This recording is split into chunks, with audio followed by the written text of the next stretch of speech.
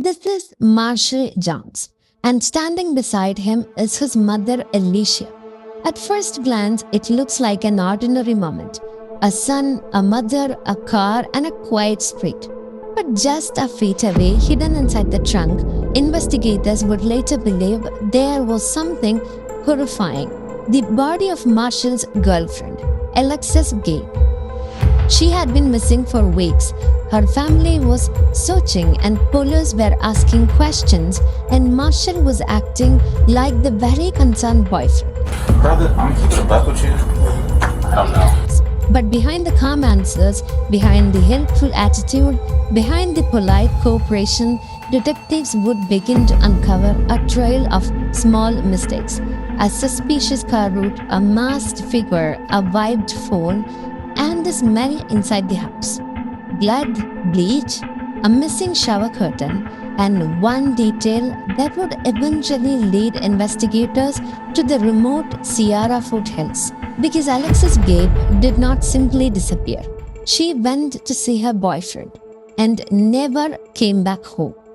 And by the time investigators realized what had really happened, the man they were hunting was already one step ahead. It is approximately 6:30 p.m. in Antioch, California. 24-year-old Alexis Gabe pulls into a Chevron gas station. It is a normal evening, and nothing about this moment suggests that it will become the beginning of a homicide investigation.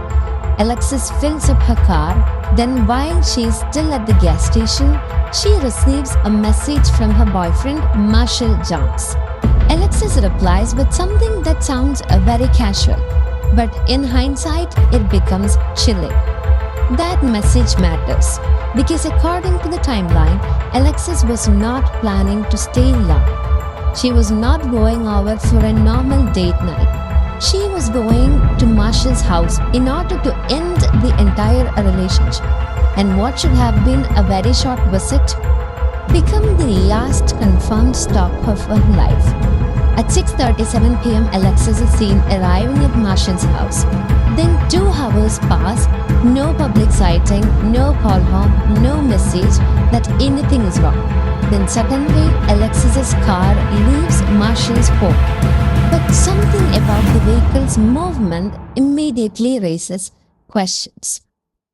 The car does not take the route Alexis would normally use to get home. Instead, it drives in a direction that does not make sense. 12 minutes later, roughly 6 miles away, Alexis's car pulls into a quiet residential neighborhood. And then the footage captures something investigators will never forget. A masked figure steps out of the vehicle. The figure is larger than Alexis. The body shape appears more masculine, and moments later, Alexis's phone receives a message. But Alexis never answers because Alexis Gabe is never seen or heard from again. Sheriff's Department. File a missing person report. Is this a family member or friend? Family member. Sister. And how long ago did you last talk to her? No one's heard from her since she went to see her ex-boyfriend last night at 8:30. And she's not answering her phone or anything? No, it's going straight to voicemail. The person on the line is Alexis's sister, and immediately you can hear the urgency in her voice. This is not someone calling because Alexis is a few minutes late. This is someone who already feels that something is deeply wrong. The phrase that matters is this: she went to see her ex-boyfriend, not a stranger, not a random person, not someone from work, someone close to her, someone with history, and someone who, according to the family, may have already made threats. And when Officer Road County is sent to the family home, Alexis's loved ones give police the first major warning sign. Good morning. How you doing? I'm Detective with the police department. I'm gonna get some info from you guys, and I'm gonna start looking for Alexis. The officer begins with the standard missing person questions. Does she ever make any sort of statements? No. Okay. Is she generally pretty happy? Yeah. Okay. She's always out. Not every. She's always out? Yeah. Do you know where she goes a lot of the time? With her friend. E and Ria. She's with us yesterday too. Does she have any mental health issues? It's generally an antidepressant. Yeah, I know. That's why she said. That's why she's looking for the doctor. She's seeing the doctor. Okay. Did Alexis ever talk about suicide? Was she generally happy? Did she have mental health concerns? Was she seeing a doctor? These all questions are very rooted. But what Alexis's family says next changes the direction of the entire investigation. Who's her boyfriend? The one that we know is Marshall. Marshall. Jones, yeah. Okay. And then we just find out yesterday. The friend said Marshall threatening Alexis. If they gonna broke up, he's gonna kill or gonna kill Alexis. Oh, okay. That detail is enormous because people are no longer looking at a disappearance in isolation. They now have three major facts lining up. Alexis was last known to be going to see Marshall. She was reportedly planning to break up with him. And her family claims Marshall had threatened violence if that breakup ever happened. The officer now knows exactly who needs to be contacted next: Marshall Jones. Later that afternoon, an officer arrives at Marshall's house. At this point, police do not have a body, they do not have a confession, and they do not yet have the full car data. All they know is that Alexis was last believed to have been with Marshall. So the officer approaches carefully, not aggressively, not accusingly, just looking for information. Hey, I'm here. You know Alexis. Yeah, I was gonna say, yeah. So, Gabe. I'm sorry, Gabe. Yeah. Her mom told me that she didn't come home. So yeah, because I spoke to her brother and friends, and they're concerned. I'm concerned too. When was the last time you spoke to her or saw her? You know what? I can. I'm the same way. Yeah. So I can show you my call log.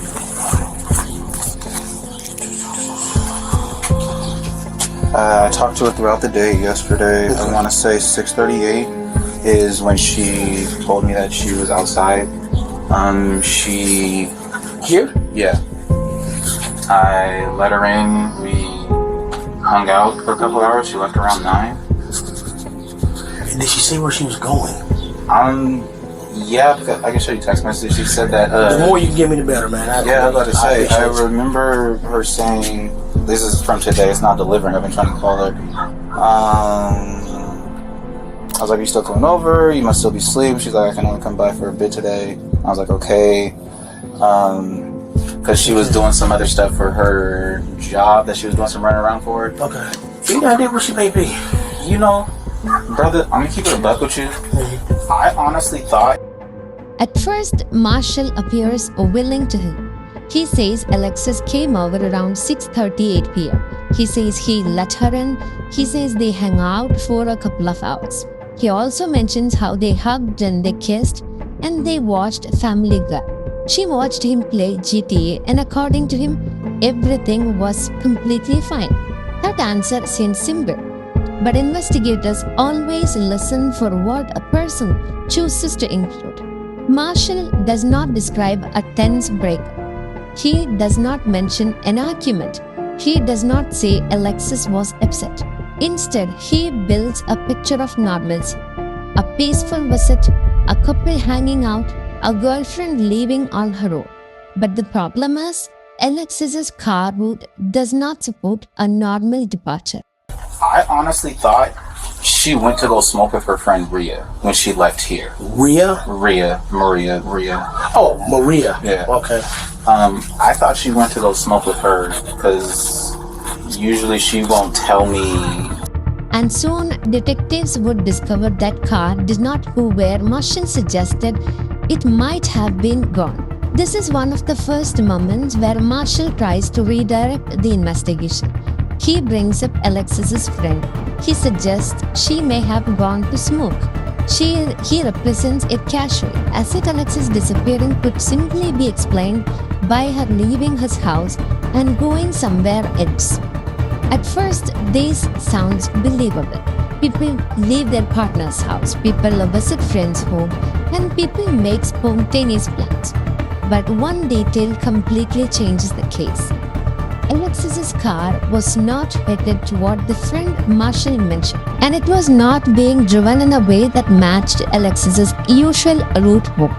Instead, the car traveled from Marshall's house to a residential neighborhood, where a masked figure abandoned it, and that figure did not look like Alexis at all.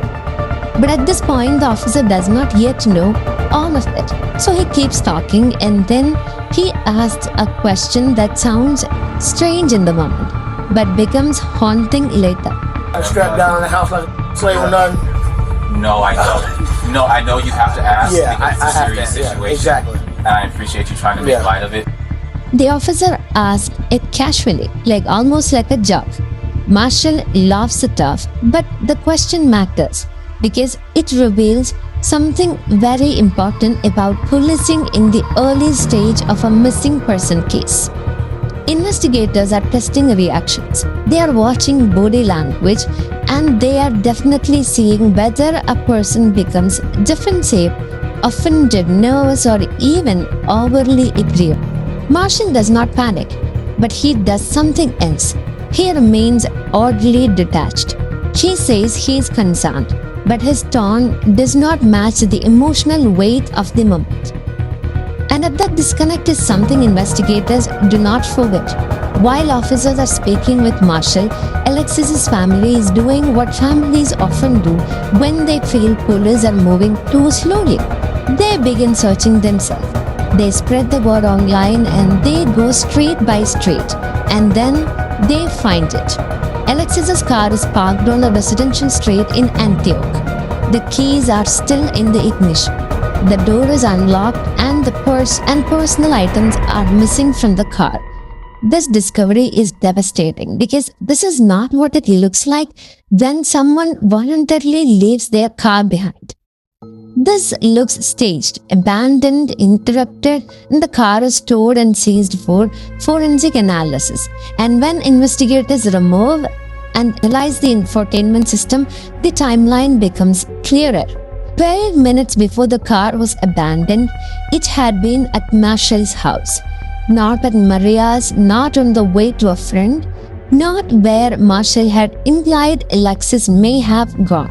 At this moment, Marshall's story begins to collapse. And with the alleged threat from the family, the abandoned car, and the suspicious route, police move him from a person of interest to their primary suspect. The next day, two detectives return to Marshall's house. This time, the tone is a bit different. They are still polite, still conversational, but their purpose has shifted. They are no longer just gathering background information. They are testing Marshall's story against the evidence. So Alexis's Boyfriend, yeah. boyfriend? Okay, what's your name? Marshall? Marshall? Okay. Yeah, we're still looking for her. Have you heard from her at all? Or? I have not. I've been trying to call her. I've been texting. My text messages aren't getting delivered. My phone calls are going straight to voicemail. Gotcha. Okay. Yeah, basically at this point, like, I think this is the last place that we know that she was at. Right, and So we're just, obviously that's why we're kind of keying in on this area, you know? I understand, and like I was telling her mom, like, hey, I saw her, this is the last time, Yeah, you know, and I'm worried. right. Marshall repeats that he has been calling, texting, and trying to reach her. He says the calls go straight to voicemail, and he also says the messages are not delivering. And then he says something that reveals the pressure he is beginning to feel. I'm not gonna say they've been putting me under scrutiny, but they're making me feel like I did something and I didn't. Okay. Yeah, I mean, anytime And right, boyfriend, right? and that's what I'm saying. This is very important because Marshall introduces the accusation before detectives directly make one. He frames himself as misunderstood, as unfairly judged, and as the boyfriend being blamed because he was the last person to see her. And in many cases, that could be true. But investigators already know the evidence is moving toward him. So they ask to search the house. Are you cool if we go inside and look around real quick? It's not my house, it's my stepdad's, so Right. I mean, I could call him really fast and see. Yeah, that's fine. Go ahead. Marshall immediately hesitates. He says the house is not his. It belongs to his stepfather, Leslie. So he calls him. Hey Dad, Alexis went missing, and the police just want to go through the house really fast just to make sure that everything's fine. Is that okay? Okay. He said that one of you could go in, but he would like the other one to stay out here. No problem.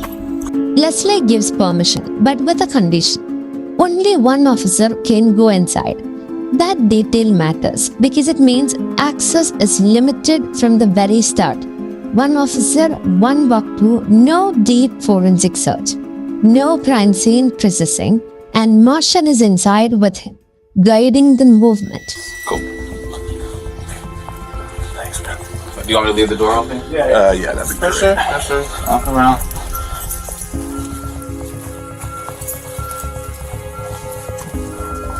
Anything of hers that's here?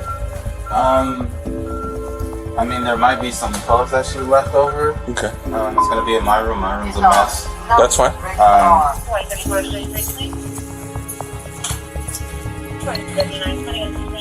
This your room? This is my room in here. I know. Like I said, it's a Yeah, mess. it happens, bro. Yeah. You guys drink together, I'm assuming? Yeah. At the house. Marshall leads the officer through the home. He points out rooms, he explains the mess, and he also says some of Alexis's clothes may be in his room. But as the officer enters Marshall's room, one thing becomes very obvious. The room is in complete disarray. At the time, it looks like a messy bedroom, but later investigators would believe this area held subtle clues. And there is one place the officer does not properly inspect, the attic.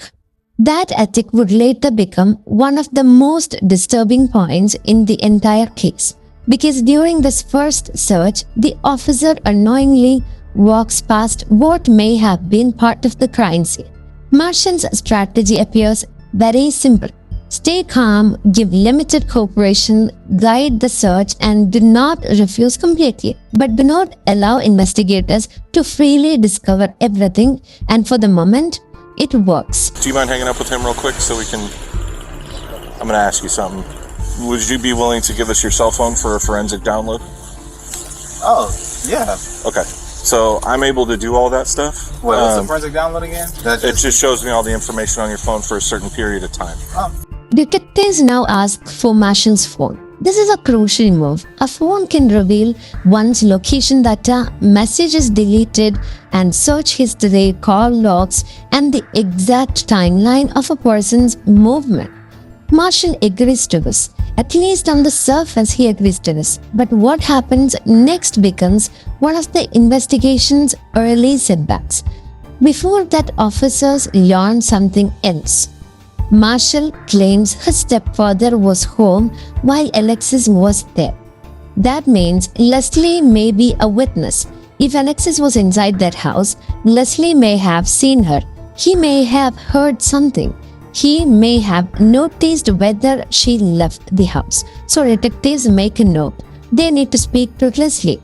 But first, Marshall follows them to the police station. And during that drive, officers notice something very strange. As Marshall drives behind officers toward the station, he seems anxious.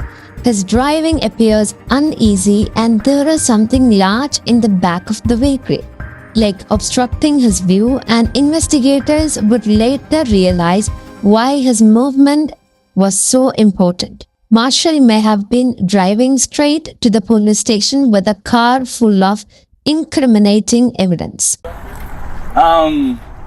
Yeah, blankets and whatnot. Wait, do you actually have to search it, or can you just look around? Because it's my dad's car, and No, I we'll don't. just, I mean, I kind of just want to lift the gate so I can see inside, you know? If that's cool. Again, it's not my car, it's my dad's, and you have my phone, so I'll open the gate for you, though, so that way you can look inside. That'd be great.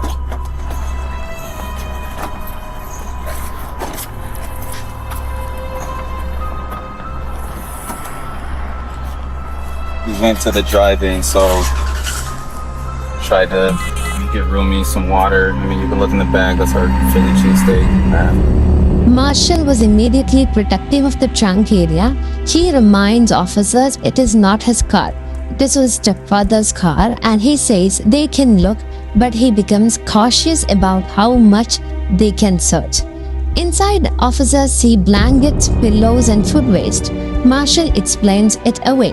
He says he and Alexis had gone to the drive-in. He says they used the car almost like a bed, and he points to food, a Philly cheesesteak, water.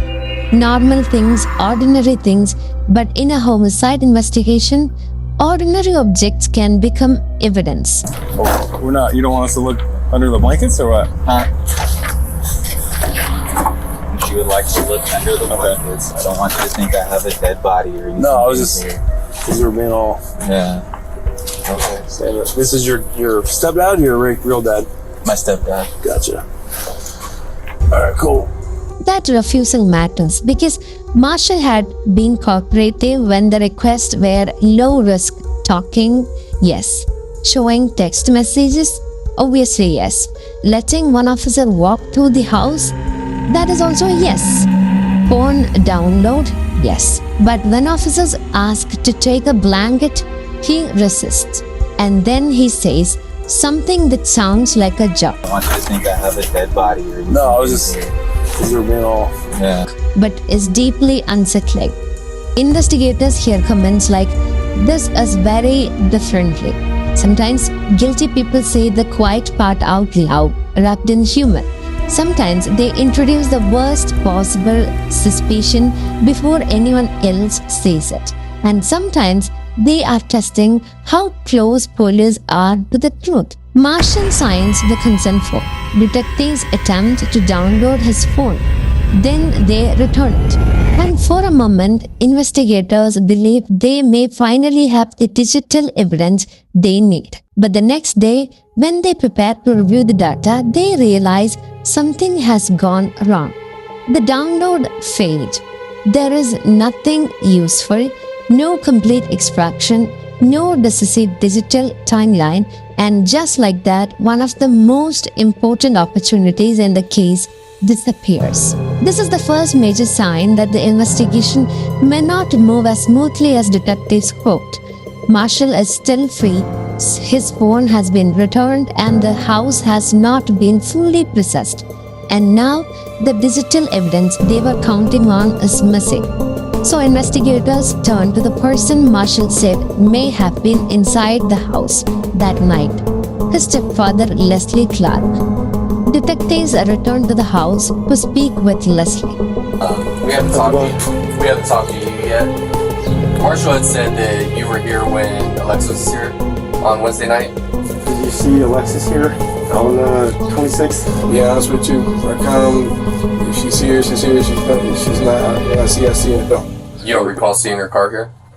No, I do not. And you don't remember seeing her, talking to her that night? No, I didn't see her there that night. No Wednesday. They ask a simple question. Was Alexis there on the night she disappeared? Yeah, honest with you. I come, if she's here. She's not. When I see her, though. You don't recall seeing her car here? No, I do not. And you don't remember seeing her, talking to her that night? No, I didn't see her there that night. No Wednesday. And with that, Marshall's story takes another hit. Because Marshall had suggested Leslie was present while Alexis was there. But Leslie does not confirm it. He says he did not see her. He does not recall seeing her car. He does not remember speaking with her. That contradiction matters because it creates a new possibility. Either Marshall lied about Leslie being present, or Leslie is withholding what he knows. Both possibilities are very troubling. Then detectives ask where Marshall is. They returned his phone call. Marshall's not here. I say he said he's gonna go talk to his mom. Okay. Leslie tells them Marshall has gone to speak with his mother. And that gives police their next location, Alicia Clark's house. Over the next several days, police visit Marshall's mother, Alicia Clark. They are looking for Marshall, But Alicia claims she has not seen him since the night Alexis vanished. That answer becomes suspicious because the investigation is beginning to suggest Marshall did not act completely alone in the aftermath. At minimum, detectives suspect family members may know more than they are saying.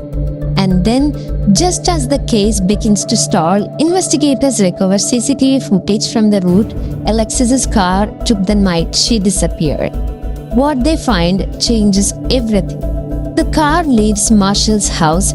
It speeds for roughly 12 minutes.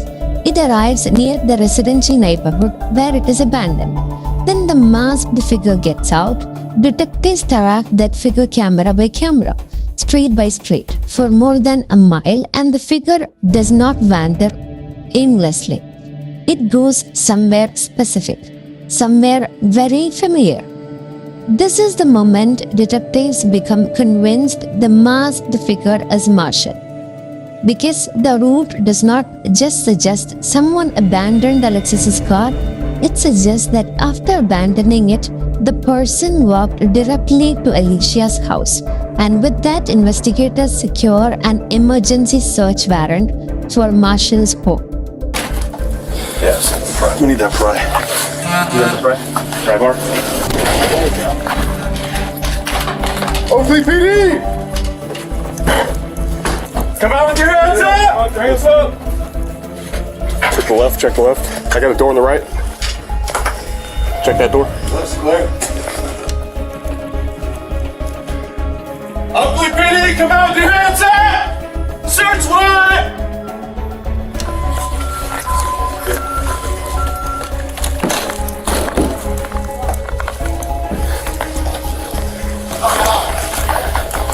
Check that. Clear.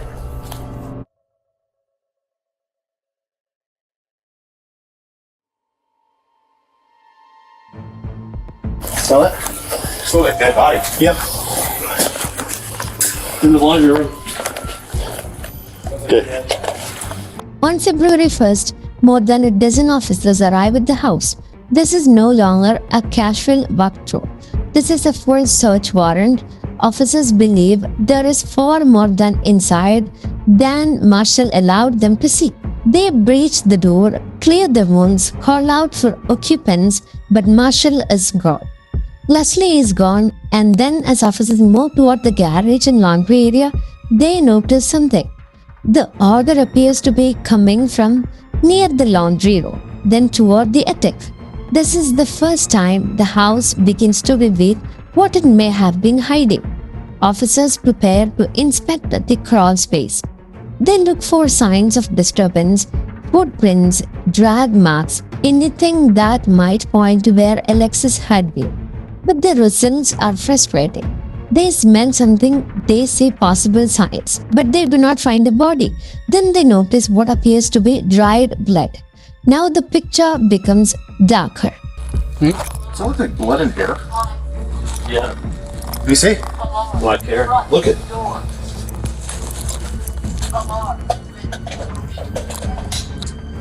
That paint? Could be blood, could be mold. brown paint, but that could also be blood. A missing woman, a boyfriend's contradictory story, an abandoned car, a masked figure walking to his mother's house, a smell inside the home, possible blood, and still no Alexis. Because officers cannot locate the source of the odor, a canine unit is brought in. If human remains were hidden somewhere on the property, the dog may be able to detect what human searchers cannot.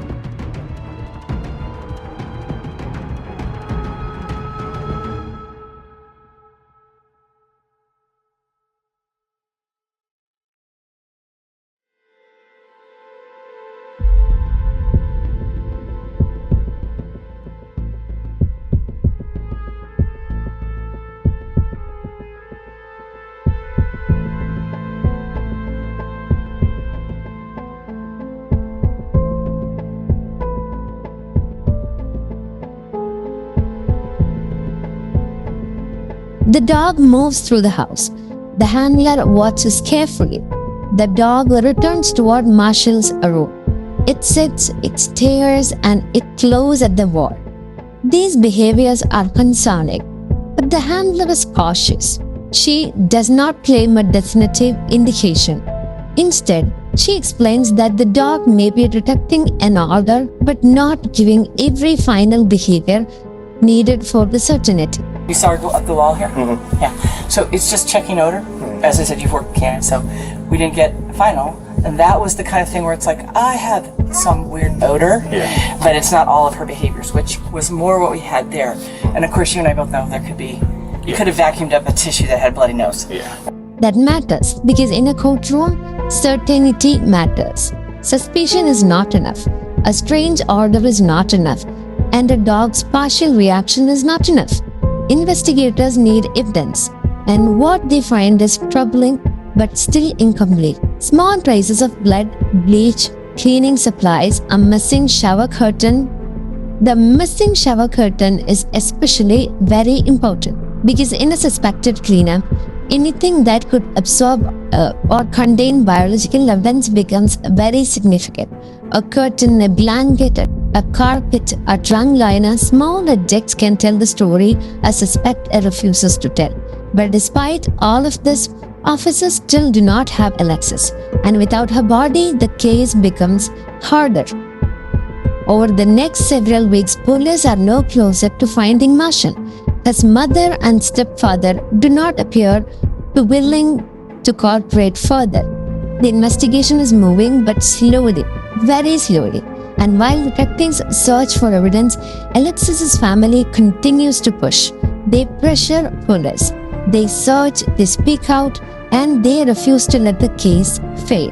And eventually, that pressure begins to matter. Investigators obtain real-time location data for Marshall's phone. The phone leads them to Vacaville, California, roughly an hour and a half from his home. And the location points to someone close to him, his sister Ariana. When officers speak with Ariana, they get one of the most revealing emotional portraits of Marshall. For Alexis. And that's when I started putting the pieces together what could be. I said, get your tomorrow, you gotta be gone. I want nothing to do with this. And his gun was underneath. I lost my She says that while Marshall was staying with her, she saw the first flyer for Alexis, and that is when she began putting the pieces together. This moment matters because Ariana is not speaking like someone blindly defending her brother. She is distancing herself from what she suspects. Then she says something even more important. That sentence cuts straight through Marshall's public performance. So it got toxic over the last year and a half. He was a lot more torn up about them breaking up than about her being missing. I will say that, irrefutably. Looking back on it, my brother does have sociopath and narcissistic tendencies. So. Your mom and Marshall are close, right? Yes. Do you think that she's helped him out in any way? Will she get in trouble? I hope not. I mean, I hope in the end of all of this, she'll be as cooperative as you are. Because ultimately, your brother made the choice that he made, yes. Right? So do you think he went to Vegas? No. I believe this is a number that... Because to police, grief has a direction. A missing girlfriend should produce fear for her safety, panic, urgency, a desperate need to find her. But Ariana says Marshall seemed more devastated by the breakup than by Alexis's disappearance. This is not proof of murder, but psychologically it is a reveal. It suggests his emotional focus may not have been Alexis as a victim. It may have been himself as someone rejected. Ariana also describes Marshall as having narcissistic and sociopathic tendencies. Again, this is not a diagnosis, but it tells investigators how someone close to him interpreted this behavior. And then she gives detectives something critical. A new phone number, Marshall's new phone number. Investigators move quickly. They track the new number and the signal leads them somewhere they already know. Alicia Clark's house, Marshall's mother. Up to this point, Alicia has claimed she does not know where Marshall is. But now, detectives believe Marshall's phone is actively pinging inside her home.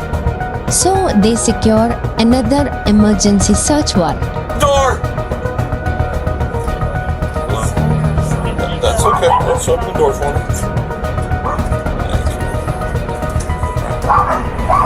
Alright, ma'am. Step out, please.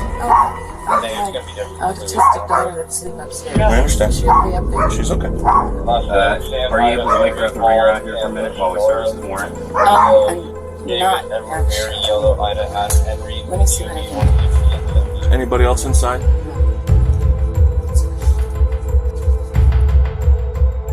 This time it is for Alicia's house. Officers believe they may finally be closing in.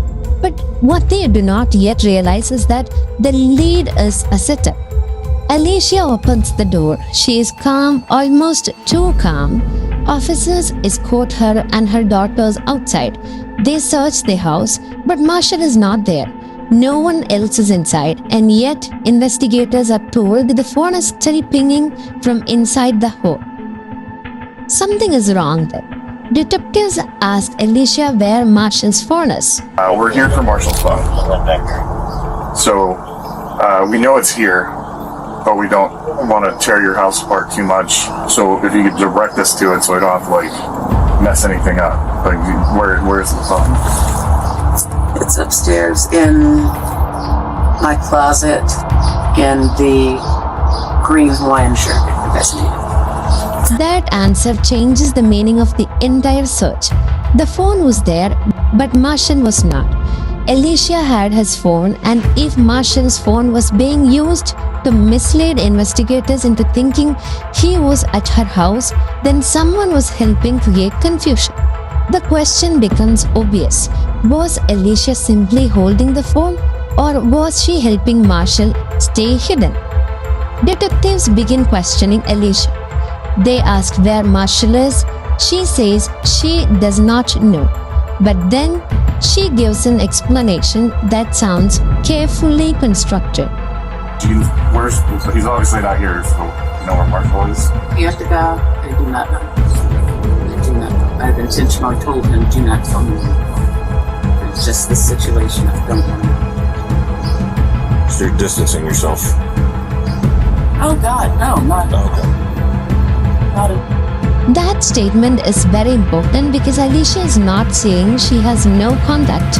She is saying she chose not to know his location. That can sound like emotional self-protection. But to detectives, it can also sound like legal protection. If she does not know where he is, she cannot be accused of lying about his exact location. Then detectives ask if she is distancing herself from him. She denies it strongly. She insists this is not who they are, and then she begins defending Marshall's character. What do you know? I know that the two of them had a solid relationship. I mean, for Valentine's Day, he wanted to get her an edible arrangement. I couldn't afford it. And so he went and got the chocolate, all of the stuff, built her an edible arrangement. I like that. I mean, that's the kind of guy he is. I've told him since he was younger, when you're dating, you want to make sure that you are so good to her that she's going to be comparing every other guy to you. Alicia paints Marshall as loving, thoughtful, and the kind of boyfriend who wanted to treat Alexis well. The kind of man who would make other men look bad by comparison. But that image clashes with everything investigators have heard. Alexis's family reported threats. Ariana described a toxic relationship.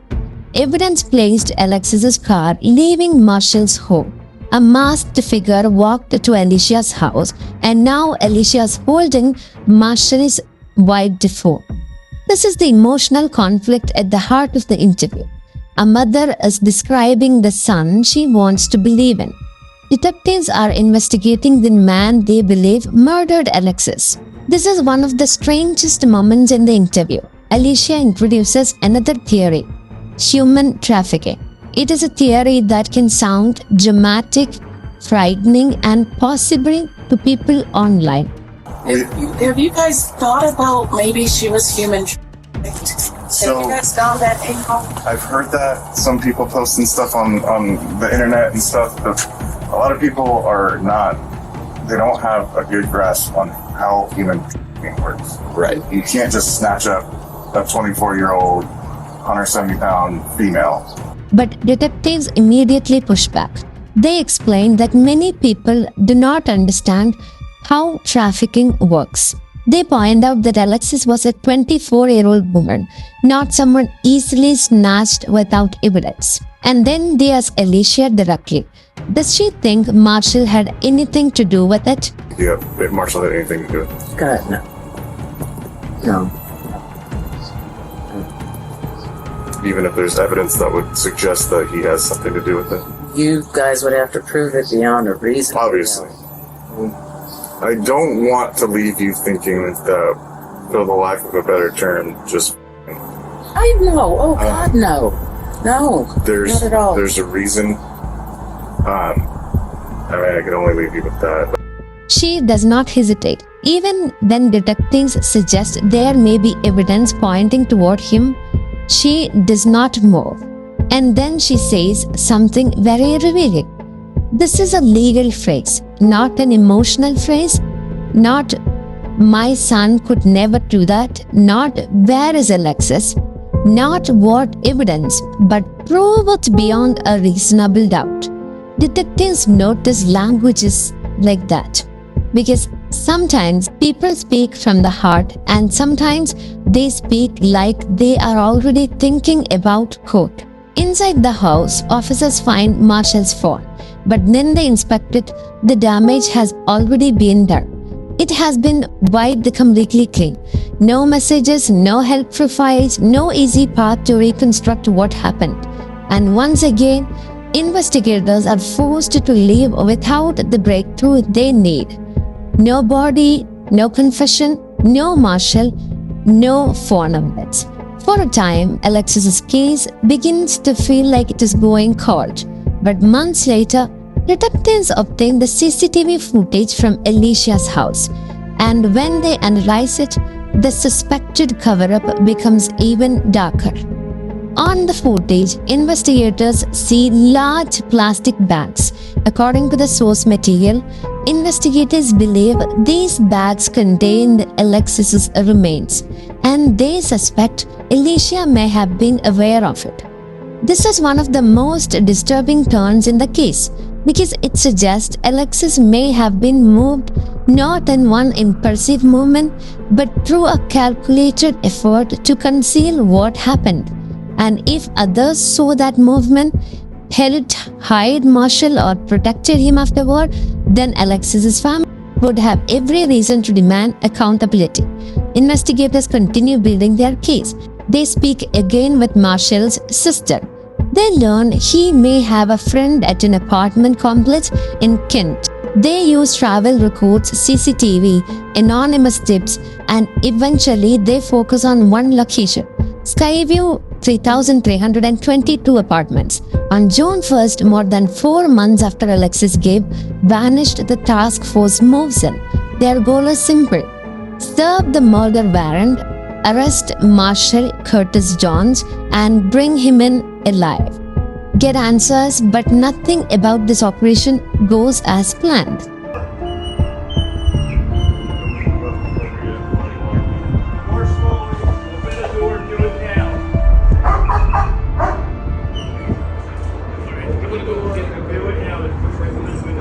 You gone? Come out.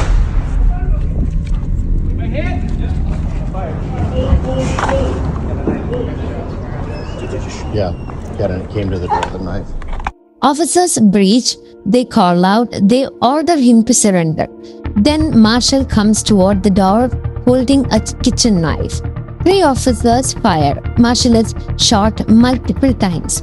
Despite immediate medical aid, he is pronounced dead at the scene, and with him dies the possibility of a confession, the possibility of hearing exactly what happened inside the house, the possibility of asking why.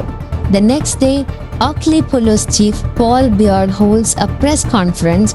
He announced just that Alexis Gates' case is officially being treated as a homicide. Marshal Curtis Jones had been charged with her murder before he was shot and killed. But for Alexis's family, this is not closure, because Alexis is still missing. Her family still does not have her body, they do not have the full truth, and they have a dead suspect, a damaged investigation, a suspected cover-up, and unanswered questions that continue to haunt them. Months pass. Then on November 3rd, near Jackson Road in Plymouth, a local resident is metal detecting. What begins as an ordinary search becomes a devastating discovery. The resident finds what appears to be human remains. 911 is called, officers arrive, and across the mountains they find the scattered remains of a young woman. A forensic odontologist is brought in. Using dental records, they confirm what Alexis's family had feared for months. The remains belong to Alexis Gale. The search is over, but the pain is not. In the aftermath, Alexis's family expresses a painful mix of devastation and relief. Relief that Alexis has finally been found. Devastation at what was done to her, and anger that they believe more people should be held accountable. They continue pushing for charges against Marshall's mother. They hold memorials, they launch petitions, they criticize the Contra Costa County District Attorney's Office for how the case was handled, and they call for stronger accountability for victims' families. But despite these efforts, Alicia Clark is only temporarily detained. Without sufficient evidence, she is never charged as an accomplice. Neither are other relatives. And for Alexis's family, that remains one of the most painful parts of the case, because to them, justice did not end with Marshall's death. Justice meant answers. Justice meant accountability. Justice meant knowing who held, who knew, and who stayed silent. To this day, there is no definitive motive, only fragments. A toxic relationship, a planned breakup, a reported threat, and a boyfriend who, according to his sister, seemed more devastated by the relationship ending than by Alexis being missing. And perhaps that is the darkest part of this case, because Alexis may have walked into that house expecting a difficult conversation, a breakup, an ending, but Marshall may have heard something else. Rejection, loss of control, and the final collapse of a relationship he could not accept was over. At first, Marshall tried to appear helpful. He showed messages, he answered questions, he let officers look around, but piece by piece, his story broke apart.